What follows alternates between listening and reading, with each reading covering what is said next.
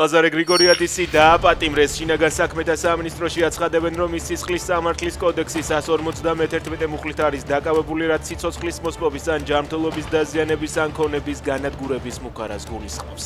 უწყების ცნობით გრიგორიადისი ბარის თანამშრომლებს სიცოცხლის მოსპობით დაემუქრა. ლაზარე გრიგორიადისი 3 წლის წინაც იყო დაკავებული, მას აქციაზე ეგრეთ წოდებული მოლოტოვის კოქტეილის სროლას ედავებოდნენ. 2 წლის წინ ის სალომე ზურაბეშვილმა შეიწყალა.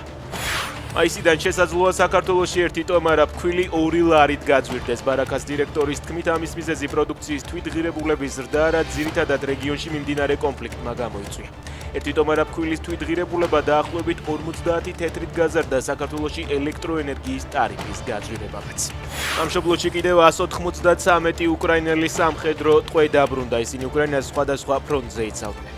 პრეზიდენტი ზელენსკი წერს, რომ დაბრუნებულ სამხედროებს შორის არიან ისინიც, ვის წინააღმდეგაც რუსეთმა სისხლის სამართლის საქმეები აღძრა, ასევე დაჭრილები. იტალიაში დედა და მისი 15 წლის ქალიშვილი Netflix-ის ცნობილ სერიალში Breaking Bad-ში ნაჩვენები შხამით მოწამლეს. იტალიური მედიის ცნობით თავდაპირველად მიიჩნევდა, რომ ისინი საკვებით მოიწამნენ, თუმცა დოკუმენტში ექსპერტები ადასტურებენ, რომ სხვებთა სიკვდილის მიზეზი რიცინით მძიმე ინტოქსიკაცია გახდა.